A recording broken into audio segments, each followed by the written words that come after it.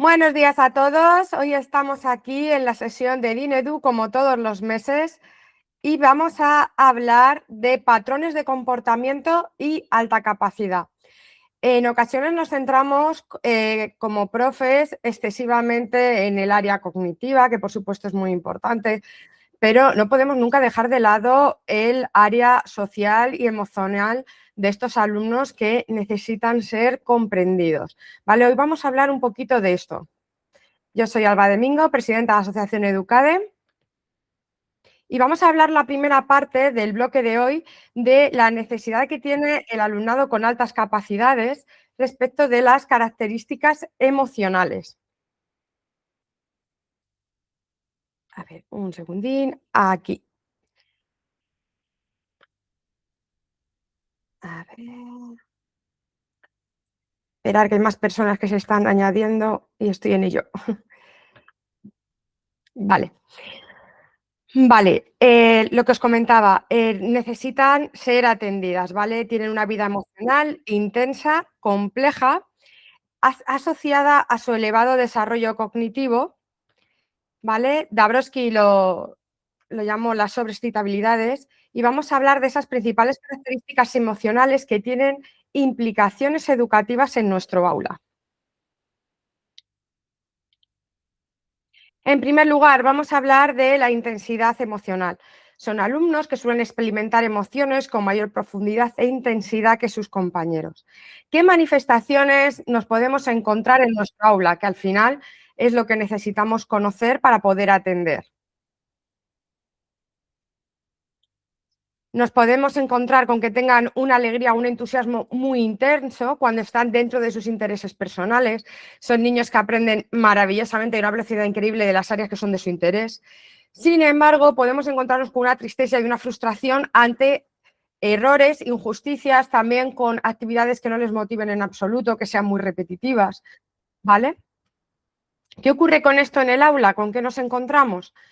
Con que en ocasiones podemos ver cómo defienden a compañeros y eso les coloca en una mala situación, no saben cuándo tienen que hablar o cuándo no, cuándo está socialmente admitido, cuándo no, ¿vale? Y esto puede generar tensiones en el aula, ¿vale? Esta intensidad está relacionada, como hablábamos, con las sobreexcitabilidades emocionales, que posteriormente fueron estudiadas también por estos dos autores. ¿Qué implicación educativa tiene en nuestro aula? ¿Qué podemos hacer, ¿vale?, respecto de esta característica de los alumnos de alta capacidad? Pues generar un entorno que sea emocionalmente seguro, en el cual ellos se sientan cómodos, ¿vale?, para poder hablar. Es útil trabajar, ¿vale?, con educación emocional y autorregulación, ¿vale? Hemos hecho ya alguna sesión aquí en Dinedu sobre esto, haremos más en un futuro, ¿vale? Siempre sabéis que estamos abiertas a las propuestas que nos queráis hacer, ¿vale? De las áreas que consideráis de interés para trabajar, ¿vale? Solo tenéis que escribirnos al correo de info@educade.es con las propuestas que tengáis y las tendremos en cuenta. Vamos con la segunda. Nos encontramos con alumnos con una alta sensibilidad y empatía. Tienen gran sensibilidad hacia las emociones de los demás y hacia situaciones de injusticia. Por eso a veces, lo que os comentaba en el punto 1, no son los alumnos más populares de la clase, ¿vale? Sobre todo esto se ve mucho en secundaria. Características frecuentes: preocupación por problemas sociales o éticos, reacciones intensas ante conflicto o sufrimiento, ¿vale? ¿Esto de qué es consecuencia? Pues fundamentalmente también del desarrollo asincrónico, es decir, a lo mejor ellos tienen una capacidad cognitiva 2, 3, 4 años mayor, ¿vale? Pueden comprender conceptos abstractos muy complejos, pero a nivel emocional están en la edad biológica que les corresponde, ¿vale? Entonces, esa asincronía cuando están creciendo hacen que la parte emocional sea muy difícil de regular. Por eso nos podemos encontrar con niños de 10 años que te pueden hablar de raíces cuadradas, ejecutarlas sin ningún problema y luego tener la gran pataleta porque su cumpleaños no ha salido como ellos querían, ¿vale? Esto lo vemos igual en el aula, con las áreas de interés, con las injusticias, con cómo se dirigen a los compañeros, y lo tenemos que tener en cuenta. ¿Qué puedo hacer, ¿vale?, para trabajar esto en mi aula? Promover debates éticos, reflexión moral. Las horas de tutoría, en mi opinión, son súper útiles para estas cosas, y dejarles trabajar en proyectos solidarios o de impacto social. A veces estamos pensando en cómo enriquecer en una asignatura, por ejemplo, en lengua, en matemáticas, y se nos olvida que podemos hacer de ello un proyecto más grande que también trabaje capacidades emocionales de este alumno. Entonces, puedo hacer un trabajo de lengua en el cual tenga que redactar una revista, en el que tenga que hacer un ensayo, ¿vale? Pero a la vez que esté relacionada con un proyecto solidario. ¿Qué más características nos encontramos? Pues con el famoso perfeccionismo, ¿vale? Es verdad que tenemos todo un perfil de alumnado de alta capacidad que brilla excepcionalmente y que está muy relacionado con el perfeccionismo, con altos estándares personales. ¿Qué ocurre? Que hay perfeccionismo que es adaptativo y perfeccionismo que es desadaptativo, y esto es súper importante que estemos atentos en nuestra aula. ¿Cuándo es adaptativo? Cuando busca la excelencia, persiste, hay un esfuerzo, pero si no alcanza los objetivos marcados, se te lo toman de la manera, bueno, pues esta vez no lo he alcanzado, ya me esforzaré, podré mejorar en esto, la siguiente, pero no le ocasiona un problema en su vida. Sin embargo, cuando nos encontramos con el perfeccionismo desadaptativo en este tipo de alumnado, cuando hay miedo al error, cuando evitan los retos, cuando tienen ansiedad ante la evaluación, hay niños de alta capacidad que son brillantes, que tienen muchísimo conocimiento de una materia, pero sin embargo llegan al examen y son incapaces ni de realizar el examen, porque no se sienten suficientemente válidos, ese perfeccionismo no les permite ni tan siquiera rellenar el examen, ¿vale? ¿Qué podemos hacer en nuestro aula? Normalizar el error como parte del aprendizaje, ¿vale? Y siempre, siempre valorar más el proceso de los alumnos más que el resultado. Antes hemos hablado de desarrollo asincrónico, ahora lo vamos a tratar de una manera un poquito más profunda. Os dejo aquí dos autores que me parece que son muy interesantes para que podáis profundizar si es vuestro interés, ¿vale? ¿Qué ocurre con el desarrollo asincrónico que os comentaba antes? ¿Qué provoca la sensación de no encajar con el grupo? Dificultades para encontrar compañeros con intereses similares. ¿Qué podemos hacer en nuestro aula? Favorecer los agrupamientos flexibles, ¿vale? A veces hay que agruparles por áreas de intereses y poner a este tipo de alumnos retos intelectualmente adecuados. La alta autoconciencia tiene una gran capacidad de introspección. Atentos a esto porque a veces la introspección es algo maravilloso, pero a veces, si no es de manera adaptativa, nos podemos encontrar con grandes problemas con este tipo de alumnos, ¿vale? Porque esa crítica hacia sí mismo y esa reflexión profunda, ¿vale? Les puede llevar a todavía tener más problemas en las relaciones sociales. A comprender conceptos abstractos tales como la muerte o temas existenciales, que nos encontramos con peques de alta capacidad que pueden hacer ya preguntas muy complejas entre los 3 y los 5 años, porque a nivel cognitivo pueden afrontar estos conceptos tan abstractos, pero a nivel emocional no. ¿Vale? Esto lo tenemos que tener en cuenta porque estamos acompañando en nuestro aula. Hay que ofrecerles espacios de diálogo, de reflexión.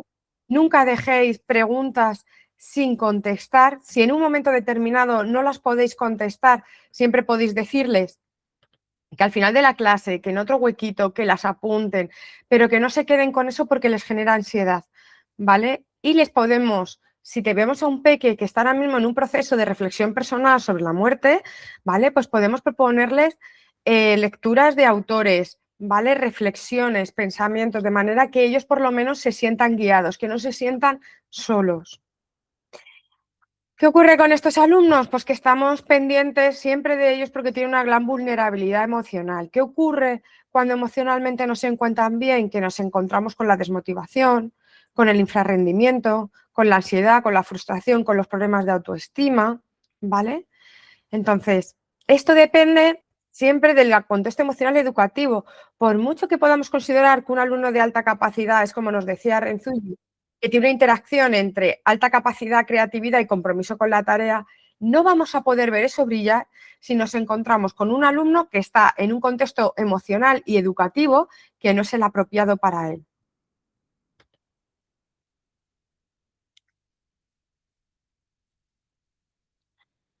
Vale, y ahora vamos a hablar un poquito de la diferenciación entre la emoción y el sentimiento, ¿vale? Y esta fórmula que tiene aquí, de verdad que es una fórmula súper útil, yo la tengo en lugar visible todos los días porque os voy a decir en qué nos ayuda.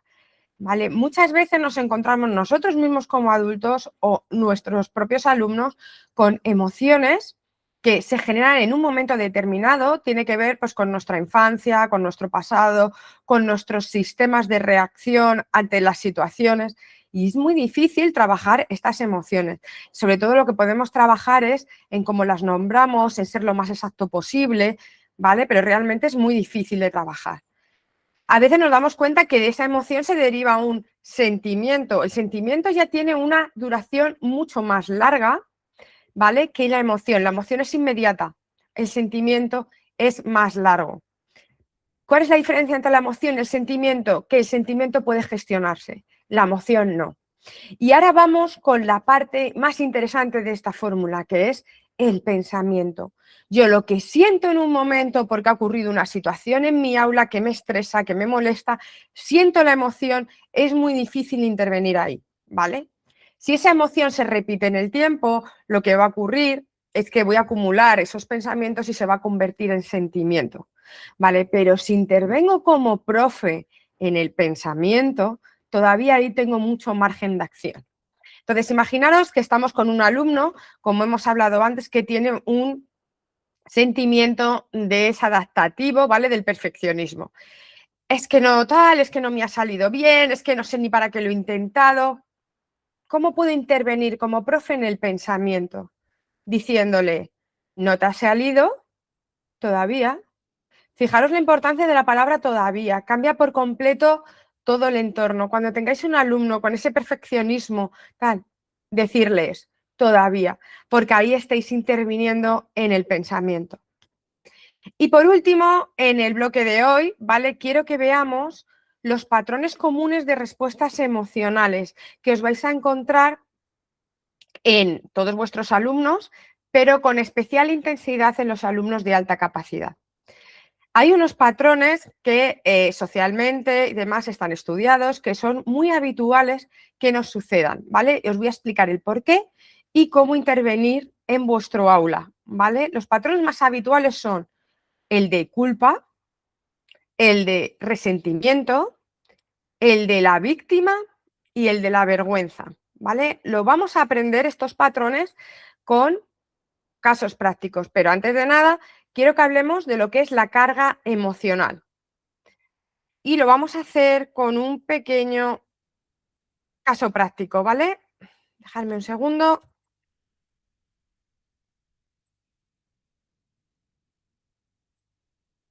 Vale, que lo estoy poniendo en mi otra pantalla. Vale, ¿qué ocurre? Imaginaros que os levantáis por la mañana, estéis en vuestra casa, vais a levantaros y no encontráis el móvil. Jolín, venga un rato buscándolo por la casa, ¿vale? Vais a coger ya la ropa corriendo, cogéis la camisa y os encontréis que es que se os había olvidado y la camisa está sin planchar. Jo, ya vais tarde, ¿vale? Llegáis corriendo, llegáis a la parada del autobús, vais con la hora justa para el trabajo y hay huelga de transporte, con lo cual es inevitable. Llegáis tarde al trabajo. Cuando llegas por el trabajo, entras por la puerta y justo te encuentras con tu jefe, que por supuesto tiene un comentario de que has llegado tarde. Ahora os voy a preguntar, ¿cómo os sentís? Escribírmelo por la cajita. ¿Cómo os sentís ante la situación que os acabo de describir? Por favor, dejadme comentarios.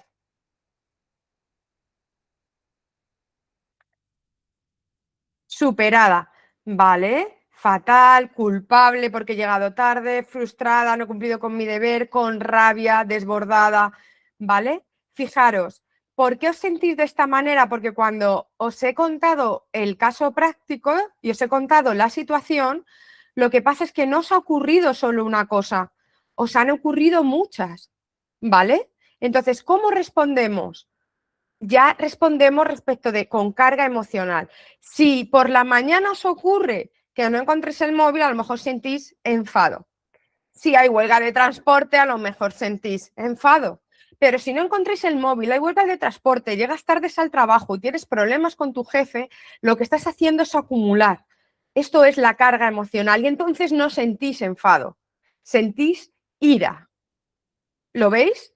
Vale, pues esto mismo, exactamente esto mismo es lo que sienten vuestros alumnos en ocasiones, ¿vale? Fijaros, aquí lo veis con una gráfica. Esta es la diferencia. Ante un enfado de hechos concretos, como profe en mi aula puedo intervenir. Para mí mismo, ante enfados, es más fácil intervenir. Pero cuando he sumado un enfado más otro enfado, ¿vale? Lo que va a pasar es que la intensidad de la emoción, que veis que es la gráfica de la izquierda, o sea, el eje de ordenadas, os va a pasar que en la gráfica veis que se va acumulando, va subiendo y os vais a encontrar con la ira. ¿Vale? Ahí es mucho más difícil intervenir, de hecho a veces es simplemente imposible y es que hay que esperar a que bajen esa ira, ¿vale? Para poder intervenir, hay que bajar primero la carga emocional.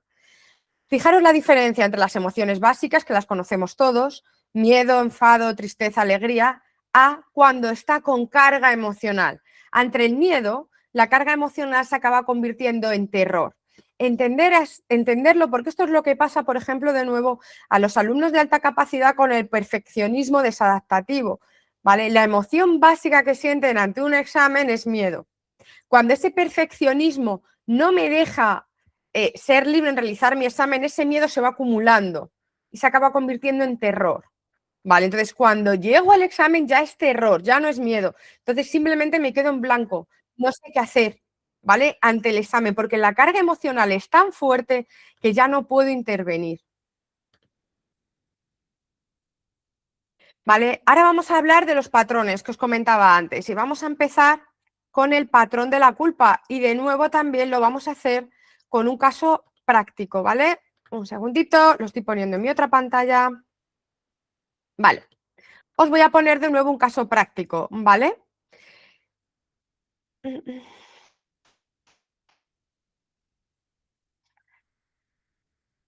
Vale. Imaginaros que estéis en una situación en la cual o estáis en vuestra casa, tenéis que salir muy deprisa, ¿vale? Y tenéis a un vecino que os pide ayuda porque ha tenido un problema con una tubería. En ese momento estáis muy preocupados de llegar tarde a la obligación que teníais y demás, y decidís que salís corriendo y que no le ayudáis. ¿Cómo os sentís? Ponérmelo por la cajita, ¿vale? Efectivamente, claro, culpable. ¿Por qué os sentís culpables? La culpa tiene que ver con la diferencia que sentís entre vuestro yo ideal y vuestro yo real. Seguro que todos en nuestro yo ideal tenemos la sensación de nosotros mismos de que si un vecino necesita ayuda, le vamos a ayudar. Entonces, ¿qué ocurre cuando no le ayudamos? Que empieza ese sentimiento y ese patrón de culpa, ¿vale? ¿Qué ocurre? Que ¿cómo intervenimos ante la culpa?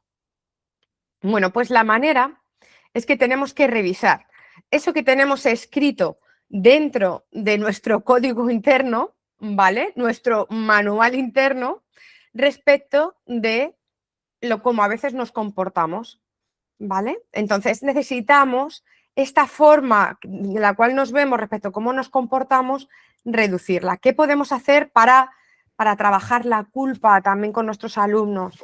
Tenemos que revisar lo que ellos tienen escrito en su mente respecto de las cosas que llevan a cabo, porque a lo mejor hay muchas cosas que no son útiles y eso os vais a encontrar mucho con el perfil que estamos comentando a lo largo de la sesión de hoy de el perfeccionismo desadaptativo. Os vais a encontrar que muchas de esas cosas que están escritas y que les generan culpas no es útil, ¿vale?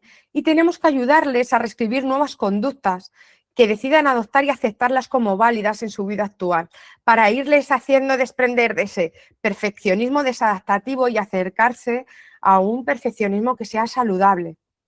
Les vamos a tener que enseñar a negociar con su guardián interno, diseñando una nueva forma de comunicación que les guíe sin juicios y sin críticas. ¿Vale? Aquí tenemos la definición de la culpa interna. Pero ahora vamos a ir con la el siguiente patrón de respuesta, que es el resentimiento, ¿vale? ¿Cuándo sentimos el resentimiento? Cuando nos hemos sentido tratados de manera injusta. Os pongo una situación. Imaginaros que vosotros habéis estado para acompañar a vuestro amigo o amiga en una ruptura que ha tenido con su pareja, ¿vale? Fue una ruptura muy complicada, que le costó a vuestra amiga mucho tiempo superar y estuvisteis ahí acompañándola en todo momento. Bueno, pues de repente ocurre que vuestra pareja os dice que ya no quiere continuar con la relación. Vale, pues vais a vuestra amiga, se lo contáis y vuestra amiga en ese momento de necesidad decide que no se está ayudando, que veis que la llamáis, que la escribís y que no responde, que no podéis contar con ella. ¿Cómo os sentís? Decirme por la cajita.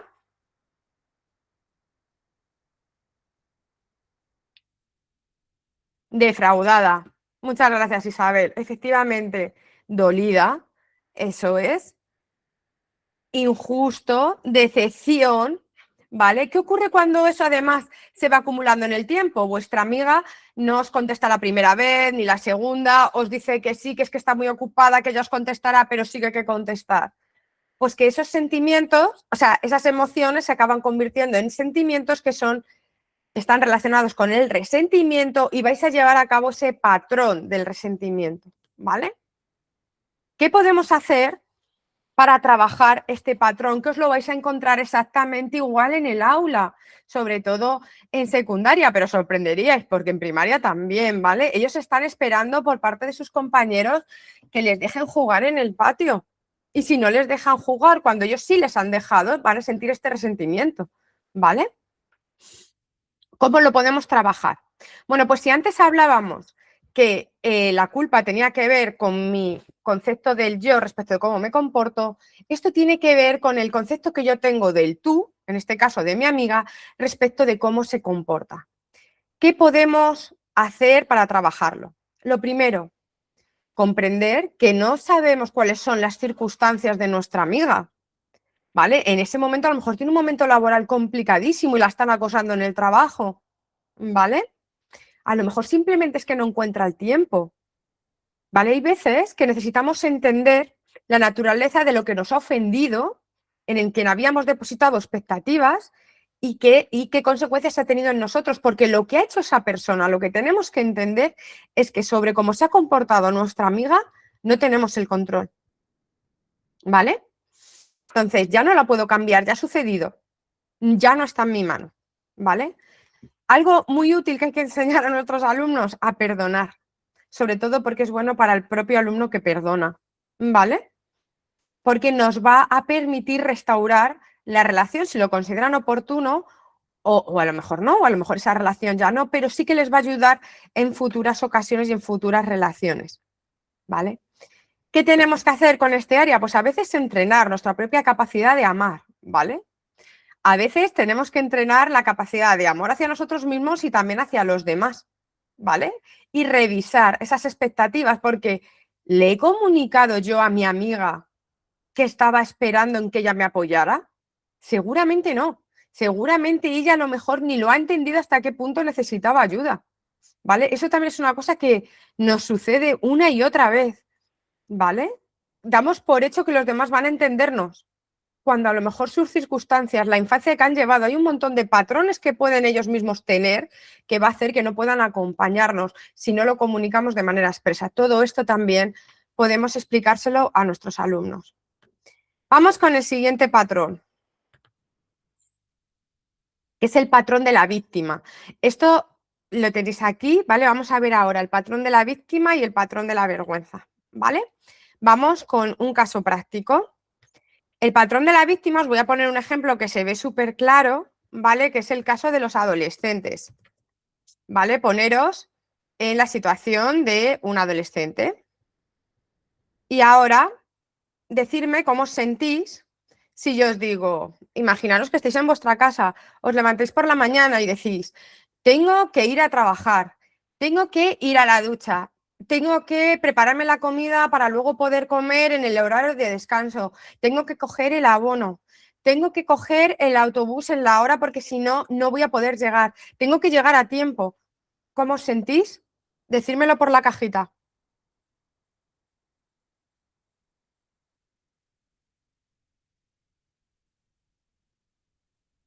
Superada, agobiada, ¿vale?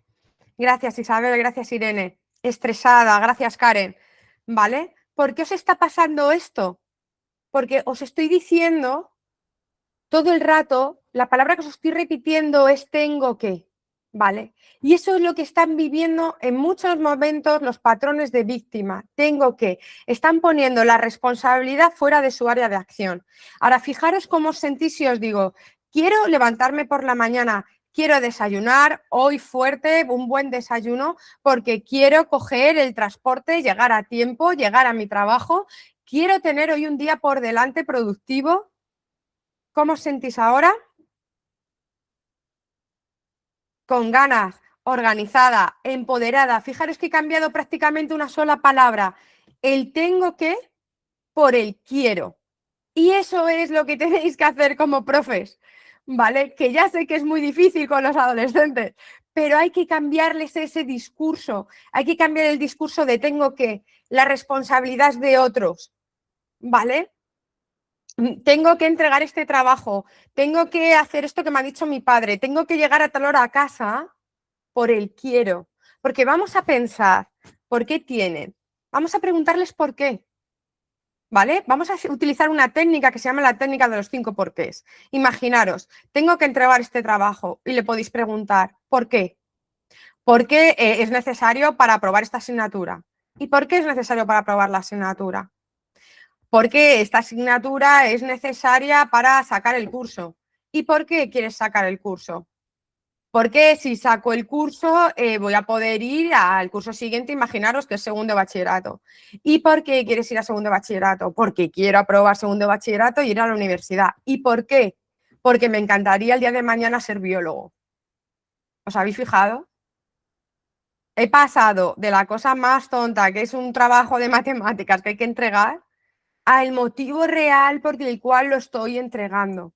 Cuando conectas así con los 5 porqués, rápidamente vas al quiero, ¿vale? Fijaros, si no sacamos a nuestros alumnos del patrón de la víctima, nos vamos a encontrar con este triángulo que veis aquí. Tengo que, justificación, porque, es que, y vuelven al tengo que. ¿Lo veis? Vale, por eso es tan importante ayudarles a salir de este patrón. Vale, y vamos con el último patrón que vamos a ver hoy. Siento que me estoy yendo un poquito en el tiempo, pero no quiero dejarme este patrón sin explicar, que es el de la vergüenza, ¿vale? La vergüenza, de nuevo, también en los adolescentes se puede ver claramente. ¿Con qué está relacionada la vergüenza? Con reconocer nuestra propia vulnerabilidad, ¿vale? Ahora contesto al final preguntas, ¿vale? Dejadme un segundito ya que termino, ¿vale? ¿Qué podemos hacer con esta vulnerabilidad? Lo primero, así de sencillo, aceptarla. Aceptarla. Tenemos que ayudarles a que acepten su propia vulnerabilidad. Esto en la adolescencia no es fácil, ¿vale? Porque están comparándose a sí mismos con el resto de compañeros en el aula. Es muy difícil. ¿Cómo puedo hacerlo? Con estrategias del tipo en el cual todo el mundo a su vez tenga que hablar de sus fortalezas y sus vulnerabilidades. Y esto se puede hacer en el aula en el día a día, de a poquito, no hace falta tener la gran actividad, que por supuesto se puede hacer, pero es tan sencillo como ¿dónde os habéis sentido más fuertes en el ejercicio de hoy? ¿Qué os ha costado más? Y cada día le pregunto a 5 personas diferentes, ¿qué es lo que más te ha costado? Un día va a decir uno, otro día otro, y luego puede interrelacionar las fortalezas de uno en un equipo con las debilidades de otro y enseñarles también cómo se compensan. Entonces nadie tiene que tener vergüenza de nada. Son más débiles en unas cosas, otros son más fuertes en otras y además nos compensamos todos entre sí. Este tipo de actividades en el aula que son de verdad 5 minutos dedicárselo, ayuda a que desarrollen la empatía, a que hagan equipo con el resto de compañeros, tanto de su equipo como del resto de la clase. Aplica la comprensión, la aceptación, el perdón sobre sí mismo y sobre los demás. De verdad que a veces actividades tan sencillas como esta es súper importante. Bueno, a mí me encanta Brené Brown, ¿vale? Os dejo aquí un código QR a un vídeo suyo, ¿vale? Que habla de escuchar a nuestra vergüenza. De verdad os lo recomiendo a todos como profes, como adultos, porque de verdad que te abre los ojos y además os va a ayudar mucho en el aula, ¿vale? Para poder entender mejor a vuestros alumnos. Y ya para terminar, respecto de lo que hemos hablado antes, un resumen, ¿vale? ¿Qué puedo hacer con la intensidad emocional? Crear un clima de aula seguro y comprensivo, trabajar la educación emocional y las estrategias de autorregulación. Para estos alumnos de alta capacidad, que tienen una alta sensibilidad o una alta empatía, los debates éticos, el pensamiento crítico, que los proyectos de enriquecimiento no sean solo cognitivos, que sean solidarios, ¿vale? Para el perfeccionismo, interpretar el error como parte del aprendizaje, ¿vale? Que siempre se valore el esfuerzo, el proceso de mejora, ¿vale? Con el desarrollo asincrónico de estos alumnos, retos cognitivos ajustados, no es tan difícil pasar al principio del curso un test en el cual podamos conocer mejor la personalidad de nuestro alumno, qué conocimientos tienen y a partir de ahí trabajar. Hacer agrupamientos flexibles, aprendizaje diferenciado porque no pasa nada. Igual que he dicho antes que hay alumnos con unas fortalezas y unas debilidades, ¿vale? También hay alumnos que saben más de esta materia y alumnos que saben menos y simplemente nos compensamos, por eso no pasa nada, porque el aprendizaje sea diferenciado, ¿vale? Para la alta autoconciencia, diálogo, reflexión, generar ese ambiente de diálogo, de reflexión en el aula, ¿vale? Valorar la creatividad ante la vulnerabilidad, detectar las señales cuando tengo delante de mí alumnos desmotivados o frustrados. Y con esto, ahí, últimos 5 minutos, ¿vale? Acabamos la sesión del día de hoy de Dinedu y paso ahora mismo a contestar vuestras preguntas. Vale, nos preguntan, ¿y en el caso de tener un alumno que tiene cero interés por la vida y nunca habla, se explica? Tengo un caso que es muy difícil. Bueno, pues ahí yo te recomendaría entender que si ha llegado a ese momento en el cual tiene cero interés por la vida y nunca habla, es porque tiene una carga emocional tremenda y además seguramente no solo en un área, probablemente sea en varios. Entonces aquí lo que hay que hacer es aproximarse como te aproximas a un animal herido, igual, con mucho cuidado, con mucha paciencia, ¿vale? Y poquito a poquito simplemente ir escuchando. Lo que cura es el vínculo, ¿vale? Así que es poquito a poquito que se sienta escuchado, que sienta que puede hablar, que no se sienta juzgado, ¿vale? Si a este tipo de alumno lo que hacemos es presionarle porque tiene que estar más animado, tiene que estar más motivado, lo que vamos a hacer es totalmente lo contrario. Lo que vamos a hacer es alejarlo. ¿Vale? Entonces, podemos encontrarnos con un alumno que es que está al borde de una depresión si no se encuentra ya en ella. Y la depresión es una enfermedad muy seria y es una enfermedad mortal. ¿Vale? O sea, siento decir esto, pero la semana pasada hubo aquí el caso en Madrid de un chaval, 18 años, un genio de las matemáticas, que desapareció 2 días de su casa y le encontraron después porque se había suicidado. Chaval de alta capacidad, ¿vale? Estas cosas que parece que solo salen en las noticias, de verdad que lamento contaros que suceden, ¿vale? Y ojalá hubiera tenido este chaval un profesor antes que con paciencia se hubiera acercado a escucharle y a entender por qué tiene cero interés por la vida y qué le ha pasado antes, ¿vale? Para llegar aquí. Y en el caso de este chico que os he puesto de ejemplo, es porque venía de un caso de acoso en el instituto tremendo, el cual nadie intervino, ¿vale? Llegó a los 18 años y no pudo más. Fijaros que aunque ya no estaba ni en el instituto, no pudo, ¿vale? Así que, por favor, con este tipo de alumnos, que sé que es un caso muy difícil, ¿vale? Pensar que están pasando por un momento complicado y que necesitan ese apoyo por parte de su profesor. También, por supuesto, comentar con la familia, si veis que es una familia receptiva y que se puede hablar con ellos, también comentar, ¿vale? Que se sienta arropado, ¿vale? Paciencia, porque aún estas personas que parece como que es imposible hablar con ellos, lo único que necesitan es más tiempo y más comprensión. Bueno, citando a Karen, que nos lo pone por aquí por la cojita, súper importante nombrar lo que se siente, es muy valioso. Vale, este alumno del cual estamos hablando, pues nunca le enseñaron inteligencia emocional ni a nombrar sus propias emociones. Probablemente si lo hubiera hecho, pues nunca hubiera llegado a ese sitio. Me preguntan por aquí, ¿hay algún material elaborado de este tipo de test para conocer su personalidad? Sí, además es gratuito. ¿vale? Hay páginas web que directamente tienes un test de preguntas, ¿vale? En el cual las puedes contestar sobre ti mismo. Os digo que es súper útil conocerte a ti mismo, pero por supuesto también los puedes contestar sobre tu alumno, ¿vale? Para conocer su personalidad.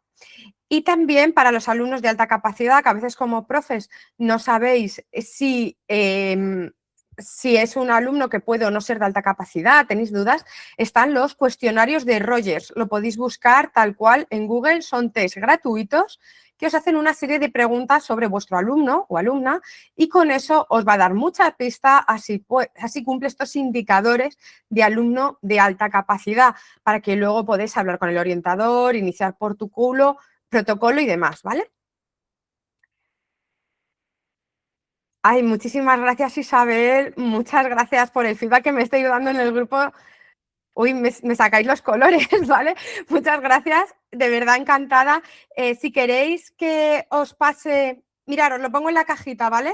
Se llama cuestionario de Rogers, ¿vale? Si queréis también los de los test de personalidad, ¿vale? Me podéis escribir a este correo, porque ahora mismo no tengo aquí el código QR, pero lo tengo en otra presentación, así que os lo hago llegar, ¿vale? Si también queréis saber lo de los test de personalidad. Y me decía vuestra compañera del caso que hablaba antes, que es complicado, ¿vale? Que no le da tiempo con 2 horas a la semana poder intervenir en este niño, ¿vale? Que ya está en una situación tan complicada.